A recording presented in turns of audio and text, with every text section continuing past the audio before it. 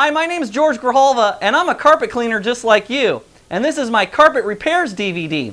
I remember my first carpet repair like it was yesterday. I just got done with my IICRC carpet repair and reinstallation class, and I was looking for all these repairs to do. And I can't tell you how nervous I was the first time I cut the carpet, or I took my scissors and I snipped fibers. So I put together this video for you so you won't have to go through what I went through. You're going to have a lot of confidence when you get done watching this. Now remember, these are all 100% real jobs, no classroom stage situations, so I didn't know the outcome. I know you're going to love this. Take a look. Now whenever you're removing wax from a carpet, typically what you're going to do is either try to extract it with the hottest temperature going through your truck mount with your carpet wand first. If that doesn't work, you're going to want to take a towel and an iron, set it on cotton, and just work that wax out until you can get it soft enough that you can completely extract it. Now in this situation, the wax was like 2 inches thick into the carpet and it was about 10 inches wide. So this is a little different situation, but I know you'll love this technique. A really bad wax stain. I mean, this thing is probably about a ½ inch thick on the top, and I'll show you exactly what to do with it. What he's going to start doing is he's going to start breaking up that wax because it's got big chunks, so that way we can get down to the fibers and have, you know, just a little bit of wax to work with. Well, actually, there's a lot of wax on there.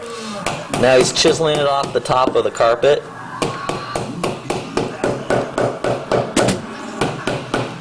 Now we've taken care of like 50% of the stain right now, or 50% of the wax situation. Look at that. Look how much better that looks already, just with his stair tool and his rubber mallet. Okay, then what you want to do is you want to take your stair tool and you just want to break up as much of that wax as you can and try to scrape it off the top. And if you do this properly, you might not even have to use the iron. And the good news is the customer didn't even try to mess with this. Okay, now what we're going to do, because there's a little bit of the wax still left, is we're going to melt it off into the white towel using our iron. Jesse's going to set it on there. Now you want to put your body weight on that so that it melts into the towel. Are they all your children? We'll check back with you in a few minutes. You just want to, you know, really use common sense on how to melt this out. And a good way to see if this is working is you'll see if the wax is bleeding through the towel and starting to stick to the towel, and you can see we got a pretty good little amount right there. So go ahead and move the towel again to a new spot so we can soak up some, look at that. Look how much we've already melted into that towel. So move the towel to a new spot and then place the iron down again.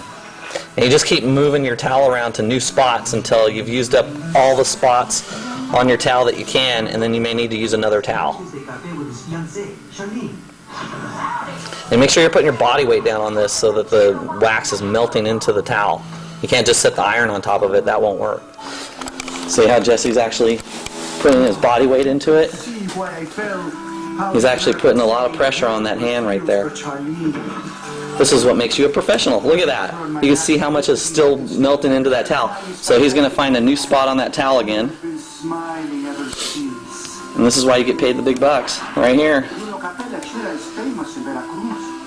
Because you're a professional and you know the techniques and how to handle a situation like that. That was a pretty difficult wax stain right there. Now here's another technique. Once you get that wax warmed up really, really good, and you may need to do this like 3, 4, 5, as many 10 times until you get all the wax up, is you start rubbing the towel on that wax area. Okay, now what Jesse's going to show you is he's going to massage the towel right where the wax is really hard. And the towel's really hot, so what you're going to have is you're going to have a lot of that wax stick to the towel. You're going to be rubbing it out of those fibers, and it'll make a big difference. And you can push real hard. Make sure that you work as much of that wax off those fibers as possible. Now watch when he peels it back. Look how much more we got off. I mean, it's practically non-existent now. If you have any residue left that you just cannot get off by melting it onto the towel, What you do is put some citrus gel or ink solvent, if you have any dye there, and then you hot water extract it at 230 degrees, and that'll usually make a big difference. So look at that. That turned out awesome. Now there's a bunch of wax on the cabinet from when we were chipping it away. You always want to make sure whenever you do a job, you clean up your area, your space, because it's just leaving a nice professional job. You know, you don't want to do a good job and then leave a mess for them. And, you know, if you clean up your space, they're going to be like, wow, that guy was outstanding. Now, you might be wondering why I put this on the video, but I can't tell you how many times I've gone to a job where nobody knew what to do in this situation. It's so simple.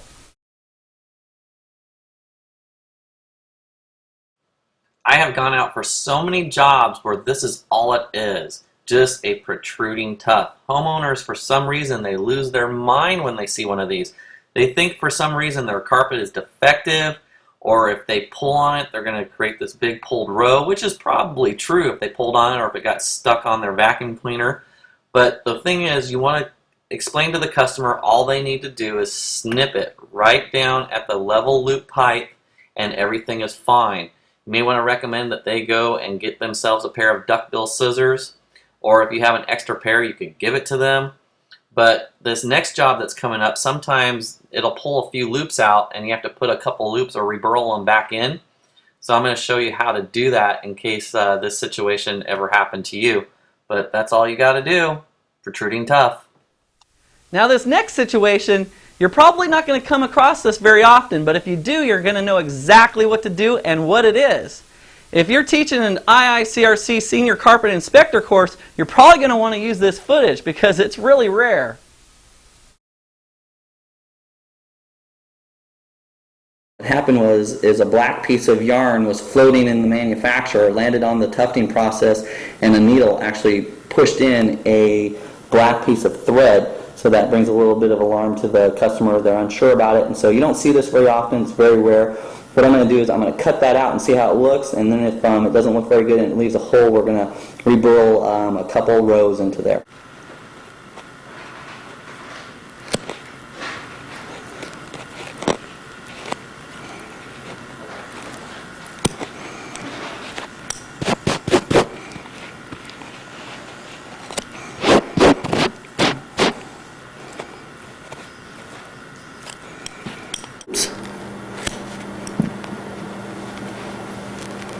Like so. See, there's a couple loops right there. And then we're going to use some adhesive and we're going to put those right back where that foreign yarn was, and you'll never even know that there was a correction there. Okay, this is where the foreign yarn was. What you want to do is you want to take your glue gun. Be really careful. You don't want to put too much in there. Drop a little drop of glue in there. Take those two loops that you just cut out, stick them on that glue, so that way it'll be nice and permanent. If you put too much glue, they'll fill a knot there. You don't want them to feel any difference. This is brand new carpet. The carpet store and the carpet mill is really counting on you to be able to correct this for them. And you just put those little loops into that adhesive. They'll never come out. Customer, if you tried to bring them over here to find it, they could never find that. I know this is a little out of sequence, but there's our foreign yarn that we cut out. And it's just amazing. Something that little can get us a job to come over here and take care of this for the customer. But just snipping out a little piece of foreign yarn makes you a hero. Anyways, that's it, and we're on to our next thing. As I was just leaving, the customer showed me a few more protruding tufts, and you notice that if we just snip those right off to the level of the carpet, it looks great, brand new, no problem. Just help the customer understand that these duckbills are going to be their best thing for a carpet like this. When they get a protruding tuft from their vacuum cleaner, to snip it off and voila. What we've got here is a foreign yarn. Now if you look at the rest of the pattern here, it looks normal. It doesn't You got look that as big as it did. You got that one black thick yarn right there, and what we're going to have to do is a reburl on this. Sure that's the spot? Okay, now what I've done is I've located a black line that is next to a gray line in the level loop carpet. So I've got a black row next to a gray row. So that way I can insert it into there and you won't notice it. And once you get this cut out with with your scissors, you want to measure up how much you need. And this is just like arts and crafts. Get the section cut off, measure it up. Then what you're going to do is you're going to cut out that foreign yarn.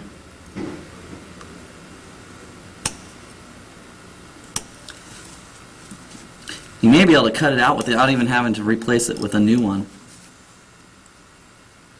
You know what? I'm not even going to have to replace it. I've thinned out that black line. All you got to do is just thin it out, it looks like.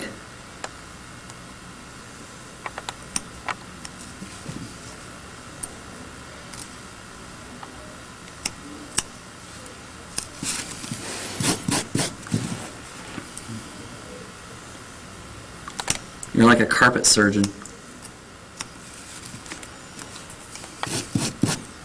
There you go. Problem fixed. I just cut it out. And it is just amazing that the carpet installer doesn't know to do that. The carpet store doesn't know to do that. The manufacturer inspector doesn't even know how to do that. And that's the stuff we do, man. Isn't that easy? Cheese ball. I just cut. Now this is a little repair that I got called out for. The fibers were coming apart at the seam, and this was a minimum charge, and it was so easy to do. You can either use your glue gun or you can use seam sealer glue. And in this situation, I decided that I was going to use my seam sealer glue. It was quick and easy, and you know, it was off to the side in the corner, so you know, it's not going to, you know, be in the high traffic area, so it'll dry quickly. So I just squirt a little bit of the seam sealer glue in there. I just flopped over the fibers, the tufts, into the adhesive, pushed it down with my fingers, and voila, we got a correction. And it took me like, what, 30 seconds, 60 seconds? I don't know. I think I was at that job for maybe 20 minutes. So that's a really simple one to do. And then you can just take your duckbill scissors, cut any of the primary or secondary backing.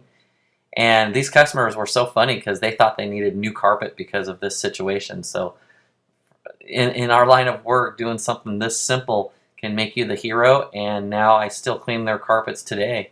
And we got ourselves a customer by doing a quick little repair like this. Now here's the situation. The customer called me out. They had a paint spot on their carpet. It's brand spanking new carpet, a brand new home. And they were really concerned about it. They didn't want to touch it. And all you got to do in a situation like this is grab your duckbill scissors and snip out that paint. And when you have a really nice cut pile like this, you can actually cut down to the primary backing and cut a few of those tufts out, and you won't even be able to tell. And then, you know, you're the true professional. You fix the situation. You didn't blossom any tips and make a big mess with your chemicals. This works really good too with gum or tar, sap, anything that would be stuck in the carpet fibers, even candy. And it's a quick situation, quick fix, but don't ever let the customer see you snip the carpet.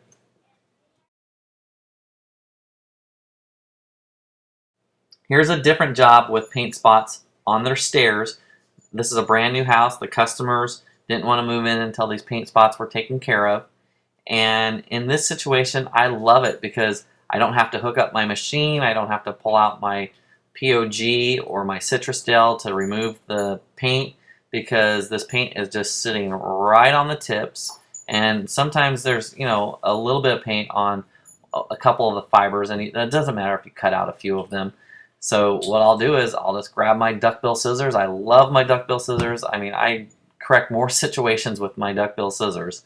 So if you don't have any, you need to get some and get a holster. And if you go on my website at carpetcleaningtradesecrets.com, I actually sell my official George tool belt. It's pretty cool. So you can actually have a holster for your duckbills and just pull them out whenever you need them.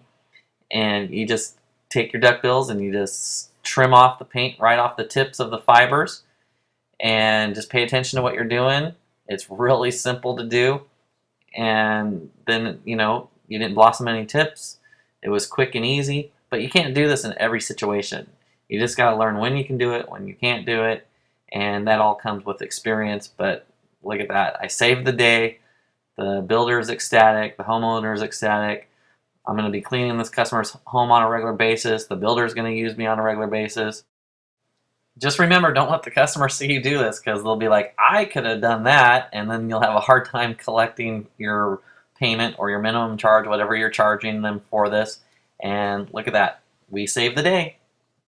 Okay, now here's what happened at this job. The painters actually painted the walls and they were going to replace the carpet. But I told the management company, I can get this paint out and I can salvage this carpet. They said, are you serious? I go, yeah.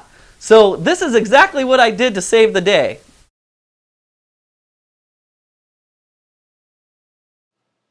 Now there's different techniques you can use. You can use POG, you can use citrus gel. I've even heard you can use ink solvent.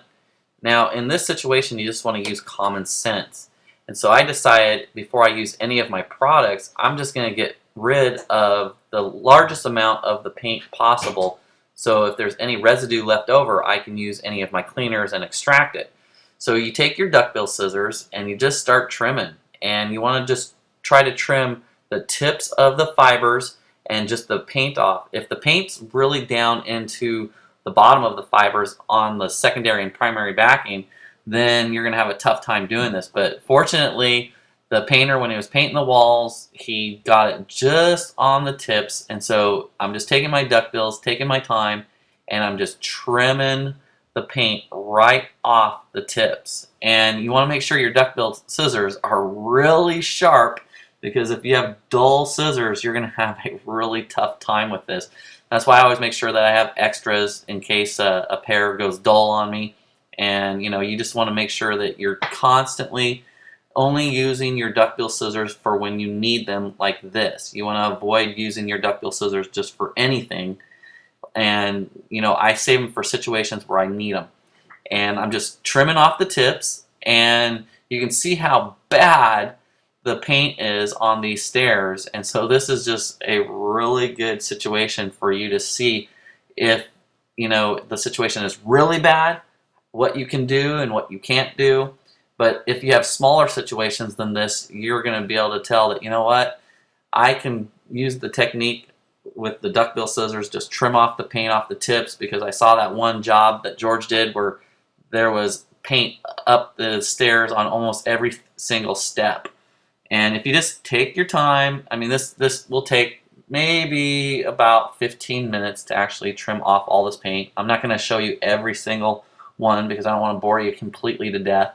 So you're just going to see where I take off, a large amount of the paint. Look at that. I just trimmed off like 2 inches by 1 inch chunk of paint off the stairs. Then you want to take your duckbill scissors and you want to get any of the remainder paint that you see off the tips. And once you've done this, you can take your duckbills and scrape up the area that you just trimmed all the paint off of. And what this will do is it'll kind of blossom the tips so that it'll hide what you just did, all the trimming that you just did. And it's pretty effective. So just take your duckbills and just start scraping. And you can scrape pretty hard and use the pointed part. And look at that. It's hard to tell there was even paint there. Now this is amazing. Look at this. There's a big, gigantic strip of paint on the front of the stairs. And all I'm doing is giving it a haircut. This is more like, what do you call a flat top? I'm giving it a flat top. So just take your time. And you can't do this in every situation. You just got to use common sense. I'm just showing you all sorts of different techniques. And you got to use the technique in the right situation for the right job. And if you just go in there and you just think you're always going to be able to cut out the paint, you're going to run into trouble. You just got to know when you can cut out the paint, when to use your POG, your paint, oil, and grease, when to use your citrus gel, when to extract it, and when you can trim it. And sometimes you have to use a combination of both, and that's what I'm going to do in this situation. I'm going to actually, afterwards, use my cleaners, POG and citrus gel, and I'm going to extract any residue that's left over. So here we are. I got done extracting the stairs, and look at them. Compared to how they were, they look brand new. The customer is thrilled, and this is what you can do for customers if you use the right techniques together, and it just depends on how far you want to go.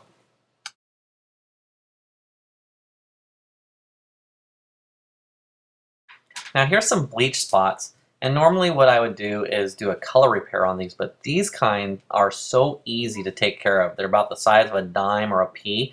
And all you do is you take your duckbill scissors and you just gut them down to the primary backing. Now don't be afraid to do something like this because you're really helping out the customer and you're looking like the hero. I mean, look at this. I'm just whipping these out. I'm just grabbing my scissors. I'm just gutting these down to the primary backing. And you can cut out about 13 fibers on a pretty plush cut pile. And you know, you just got to learn, and with experience you'll learn what kind of cut pile you can get away with this on, what kind you can't. And as long as you can do bonded inserts or patches, if you messed up on this, you could correct it anyways by some carpet out of the closet. So you know, don't be afraid to do bleach spots like this. Just grab your duckbill scissors and gut them down to the primary backing so the rest of the fibers will push in and fill in that hole. And I'll always take my duckbills too and I'll kind of scratch up the fibers a little bit, scrape them up so that they kind of fill in the area a little better. And that is a really effective way to correct bleach spots. And I mean, I've made like $329 correcting bleach spots just like this at some jobs. It just depends on the situation. Now here's exactly what happened in this situation. We got a phone call where this appliance company was doing some work at a job, and these people had brand new carpet. It was only like 2 or 3 weeks old. And we went out there and they had an ink spot that another company tried to get out.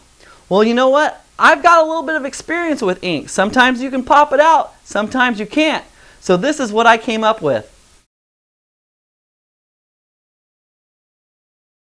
Okay, what we got is an ink spot here, and I'm going to show you exactly how to correct this so the customer can be thrilled. Now what you want to do is you want to examine the area first, and you can see what happened here is on the outside of the spot they had another company come out here to try to get the stain out, and what they did is they blossomed all the tips. So what you want to do is around this area here where they've blossomed all the tips, you want to take that fuzz off so that way it'll blend and look like it did before it even happened. So you want to trim all these little fuzzies off. If you don't do this, then what's going to happen is you're going to get the stain out, but then it's still going to look fuzzy around this area here, and it's about maybe a 5-foot area out here. Fortunately, they stopped. Whoever was working on it, they had enough sense to stop and go, you know what, we can't handle this. And so that's good for the customer, good for us. It's going to make us look good. As you can see, when I'm taking all the fuzzes off, all the tips off, what happens is you get back to the nice twist of the fibers. And fortunately, this carpet here is a nice nylon frisé, and it could have been ugly. If they would have kept working on this, they could have turned this whole little spot into a nice cottoned area, which we would have had to do a bonded insert on, and it still would have turned out good because of the length of the fibers, but it would have made this correction a little more difficult. So what you do is you examine the area and you can see that the fibers that are infected are holding on to the ink. So what you want to do is just like cancer, you want to just take out the fibers that have the ink on them, like so. Like this one here, fortunately it didn't spread and turn into a growing monster. You just want to take out just the fibers that have the ink on them. That won't leave like a little... Yeah, he's doing a training video. Huh? That's our customer in the background. He's having some questions about whether or not it's going to leave a bald area. And to answer his question, it won't, because this is such a quality carpet. It's got so many fibers that it'll all close in on this, and so it should turn out really nice.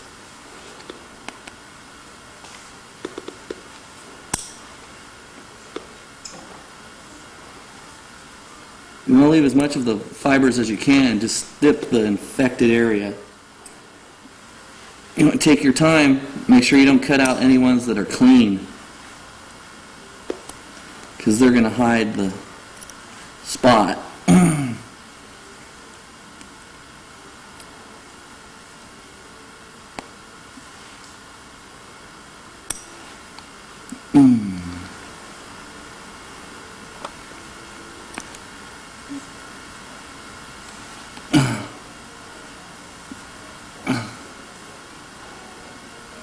You're not going to be able to do this with every situation. You just got to be able to investigate and use your common sense if you're going to be able to successfully pull this off. Fibers, so it's going to blend real nice. And you want to take your time to do this so you have a nice, clean, professional job.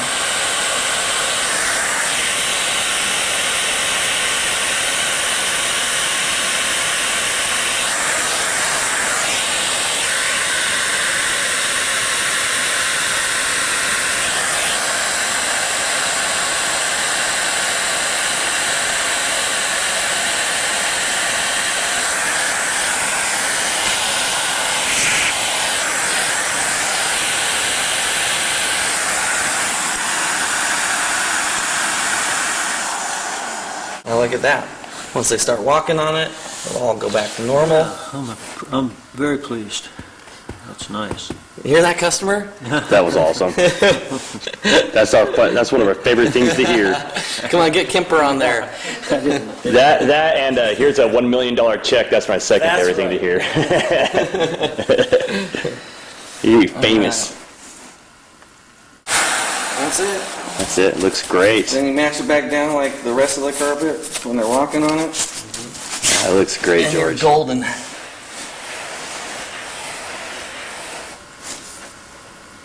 That does look good, huh? Mm-hmm. Yay. Okay, when I pull this back, it's just a protruding tuft, but it's also got 3 or 4 loops missing. What I'm going to do with this one is take the adhesive, squirt it down in there. I'm going to take this loop and just fill in that little valley right there with that loop.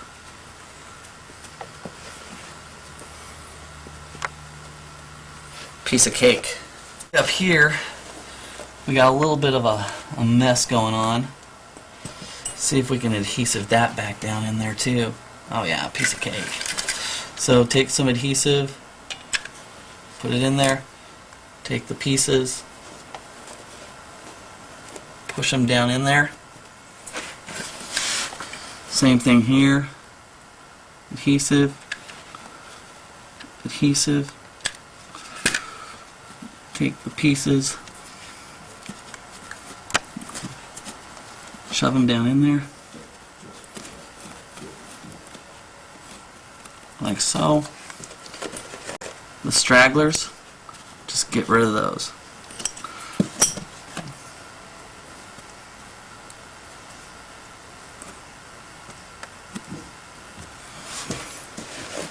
Then what you're going to want to do is you're going to want to trim this whole seam right here.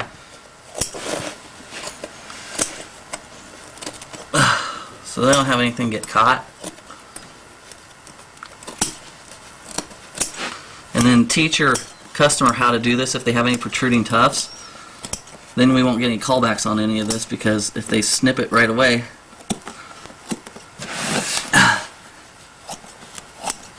they won't have anything get snagged. See how clean that looks now?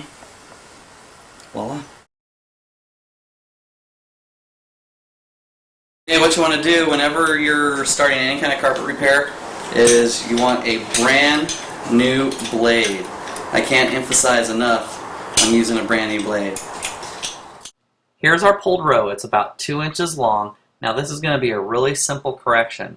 What you do is you ask the customer for an extra piece of carpet. We like to call it a donor piece. And then take your carpet knife and you want to cut out a row that's going to fit inside that gully. Now once you get the right size, you want to take it and make sure that it fits inside the repair area. If it doesn't, then you want to trim off a little bit of the row so that you have an exact fit.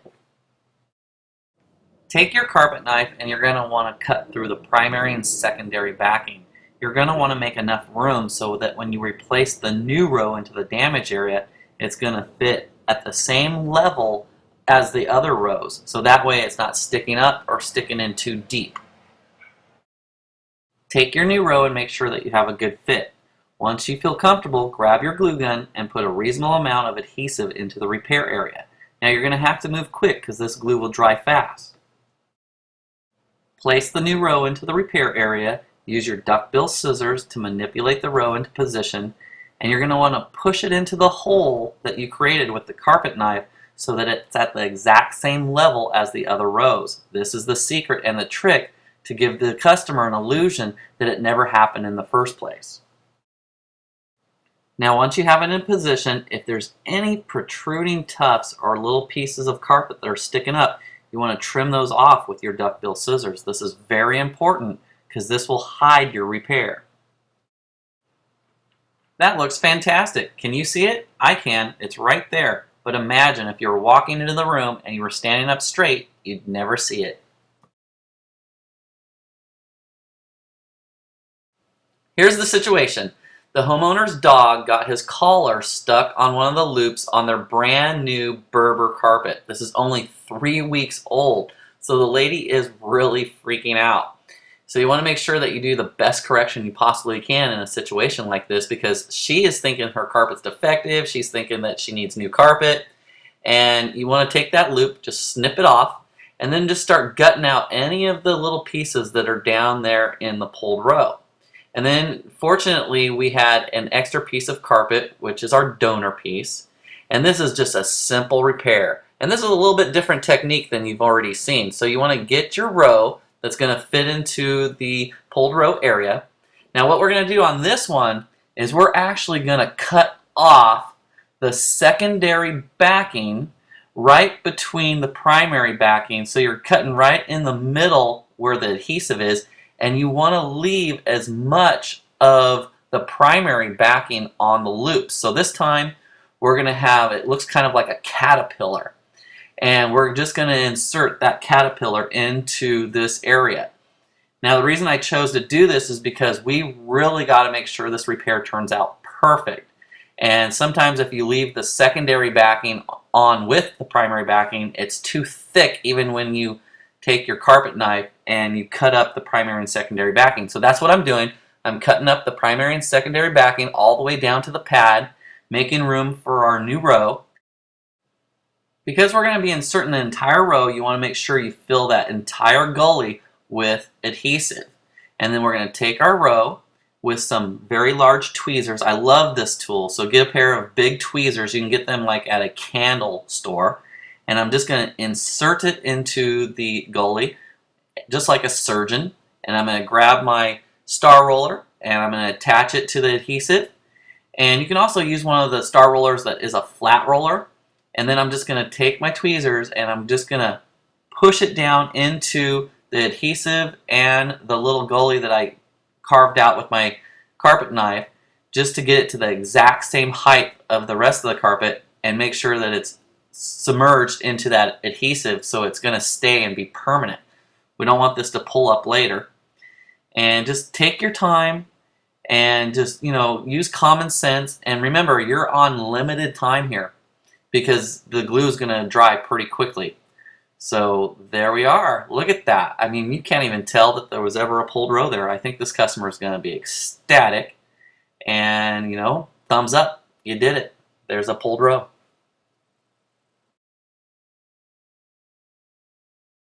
Now, I do have to stake claim on this one. This is the official George Grijalva way to correct a pulled row. I invented this. I've been doing so many pulled rows for so many years using the IICRC techniques, which work really good, but there's been some situations where the pulled row didn't turn out very good, because I would take the row and I would take my bloody and I would carve in the primary and secondary backing and stick the row in, and it still just wouldn't turn out very good. So I go, you know what? What if I cut off all of the loops off of the row and I just insert them individually? And so that's what I do in this particular pulled row situation.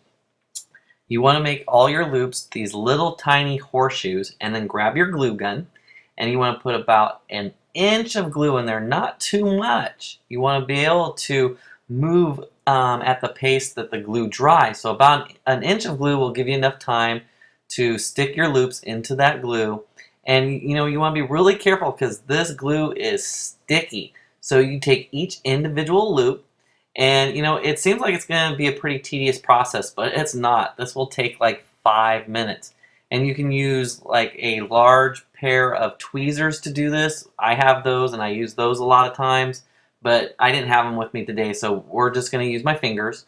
And you just take the loop, see, the horseshoe loop, and you stick it into the gully of glue. And you want to make sure that you're moving pretty quickly so you can get them in there before the glue dries. I need some more loops, so you take your pulled row that you have from your donor piece, and that can either come out of the closet or an extra piece of carpet, and cut some more loops. And you want to make sure that you have really nice size loops that you're going to be able to put into that particular area. Now, I like this technique because it seems to turn out so much better in most situations.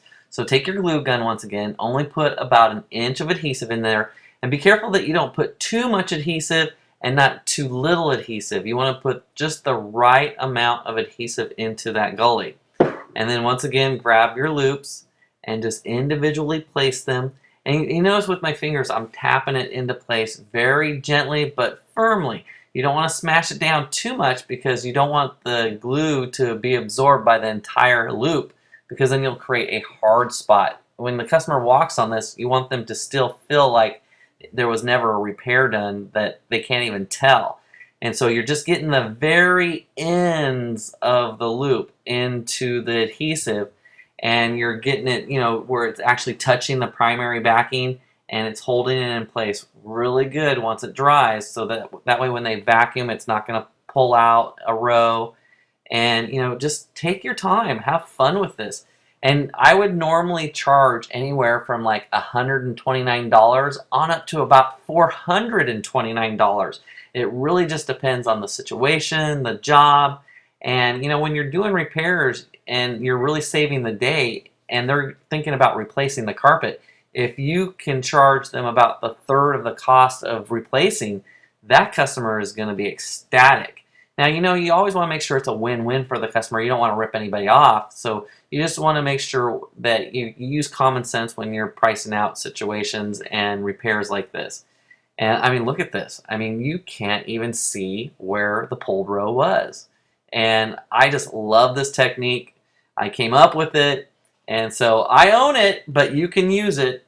And I hope that you find a pulled row situation where you can actually use this technique. And I mean, I think you're going to be going on to my website at carpetcleaningtradesecrets.com and filling out the testimonials page saying, "George, thank you so much for that pulled row technique. This is great. I saved the day. The customer was thrilled. I made X amount of dollars." And so there you go. Look at that. Isn't that beautiful? Now, what you can do too is you can put your seam weight on top of this once you've actually got the pulled row finished, or you can just step on it gently. And now I'm not putting all my body weight on this. I'm just gently stepping on this to just make sure that all the fibers are pressed down, and there you go. Okay, this is what it looks like. You got your primary and secondary backing, you've got your loops on each side, and you've got your pulled row area. So what you're going to do is you're going to squirt in your adhesive into the pulled row area, and then you're going to take your individual loops and you're going to stick them in a horseshoe shape into the adhesive, touching the primary and secondary backing. So this way it looks like it's been tufted, just like from the manufacturer. Now remember, don't get too much glue on your loops because it'll turn out hard and it'll look like this. And you don't want it to turn out like that. You want it to turn out like this. Now this is hilarious. I love this. Here's what happened. We got called out to this customer's job, and they went out partying the night before, and they had a really nice house, really quality couple, but the husband had a little bit too much to drink. She said that she was sleeping, and at 3 o'clock in the morning, she heard this stream of water. She couldn't figure it out, so she got out of bed, and she was walking around the house in the dark, opened up the closet, turned on the light, and her husband was peeing on the carpet. He made a pee spot about this big. It's hilarious. So take a look.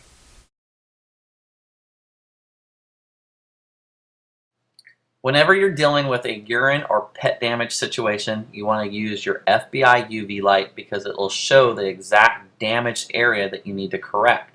You can also use your moisture detector in this situation, and when you poke it into the carpet, it's going to beep, showing the customer that you actually have urine in the pad. In this situation, what we're going to do is we're going to replace the pad, seal the floor, clean the back of the carpet and the top of the carpet. And if somebody was coming over to do pet damage or urine extraction in my home, this is the exact technique that I would want them to use. There are other techniques out there that you can use that are very effective, but for this situation, I like this one the best. Now pull back your carpet so you can expose the damaged area. Once you've done this, you want to grab your pump sprayer and you want to spray a reasonable amount of odor rescue on the back. Then grab your pad knife and your extra piece of pad out of your van, and we're going to do what we call a trace cut. So make sure that you have the webbing side up and you want to place it over the damaged area, and what we're going to do is we're going to do a trace cut around this rectangle. It's really easy to do, so put it in place. Take your pad knife and trace around the extra piece of pad. Now this is different than a carpet knife. It's actually called a pad knife, and you can get these at a place that has tools for carpet installation. It's a lot easier to use than a carpet knife. And once you've done the trace cut, you want to take the extra piece, get it out of the way, and pull out the damaged area. Now when you're pulling this out, make sure that you've cut through the pad and you're not ripping the pad that you're not wanting to replace. So just take your time, and if you didn't make it all the way through, you can take your pad knife and trim through a little bit more. Now we're only into this for about maybe 3 minutes so far. This entire correction is going to take maximum probably 10 to 15 minutes. And then you want to grab all the little extra pieces of pad. You don't want to leave any pieces of pad underneath, because when you reinstall the carpet, it could leave a lump. So be very careful with that. Now in this situation, because there's no visible damage to the tack strip or the subfloor, we're going to take our odor rescue and we're going to spray a reasonable amount on the floor and on the tack strip just to help with any kind of odor. In some situations, you're actually going to have to seal the subfloor and replace the tack strip. Now just take your carpet pad that you're going to replace into the area and put it in place. Make sure that all the edges line up correctly, and then take your staple hammer and just reinstall it. It's really simple to do and it's fun. Make sure along the edges that you're getting enough of the staples to hold it in place so that it doesn't move when you reinstall the carpet. Now once you get to this point, you want to go fire up your machine, and you want to make sure that you bleed your line and get your water to the hottest temperature that your machine can produce. And then you're going to hot water extract the rotten urine off the back of the carpet. Now you want to take your time, especially over the damaged area. You want to make sure that you're using strong dry strokes as well. If you do this correctly, the customer is going to be so thrilled with your work, and sometimes I'll even have them watch me what I'm doing so that way they can see how intense and how far that I've taken it. And most guys would come in here and just clean and spray and go, but I've really taken care of the situation and corrected it. Okay, once again, grab your odor rescue and you're going to want to spray a reasonable amount on the back of the carpet. This will help with any odor. Before you reinstall the carpet, you want to make sure you grab any little pieces of pad that were left behind, because you don't want to leave any lumps underneath the carpet when you reinstall it. So flip back the piece of carpet, put it into place, and we're going to show you 2 different ways to put that carpet edge underneath the baseboard. One way is to take your stair tool and your rubber mallet and just pound the stair tool along the edge of the baseboard and the carpet, tucking it right underneath. Now this is a great technique when you're having a hard time getting the carpet underneath the baseboard. Now be careful with the baseboards. You don't want to crack them or cause any secondary damage, so take your time and pay attention. The second way that you can tuck in the carpet underneath the edge is just taking your stair tool and just sliding it along the edge, and if it goes in nice and easy, then you can use this technique. It just depends. You just need to use the right technique for the right situation. Okay, let's reinstall this carpet. Now you're going to want to take your knee kicker and kick about every 8 inches. What you're doing is you're attaching the carpet onto the tack strip using the primary and secondary backing to hold it in place. Once you've actually knee kicked in the carpet, let's do our final extraction. Okay, now this is the most important part. This is where the rubber meets the road. You want to make sure that you extract this carpet thoroughly. You want to make sure that you bleed your line before you start extracting, so the temperature of your water is at the hottest level that your machine can supply. In the urine area, you want to make sure you take slow strokes so that you're thoroughly extracting that urine from the primary backing. You want to make sure that all of those fibers are getting rinsed out thoroughly. It's also very important that you're using strong dry strokes. I like to go really slow with my dry strokes in this type of situation because you don't want to leave too much moisture behind. As our final step, let's use a hydrogen peroxide. Let's spray urine rescue in a reasonable amount on the carpet to make sure that there's no stain that's going to reappear. It's also going to help with the odor, and I know we're going to get a thumbs up on this job. Just when you think you heard it all, that's how I felt when I went out to this job. Now, I'm not here to entertain you. I want you to be out there looking for carpet repairs that you can correct yourself. And then log on to my website at carpetcleaningtradesecrets.com, go to the products page, and then we have a testimonial box, and I want to hear about the carpet repairs that you're correcting out there and how well these DVDs are helping you. Now, don't forget, we're also going to be coming out with Carpet Repairs Part 2 and Part 3 in high definition, so you're going to want to watch for those. Now, when you're out there doing these jobs for customers, I just want you to know, think about it like this. Cheap is not good, and good is not cheap. So make sure that you're making what you're worth. Have a great week.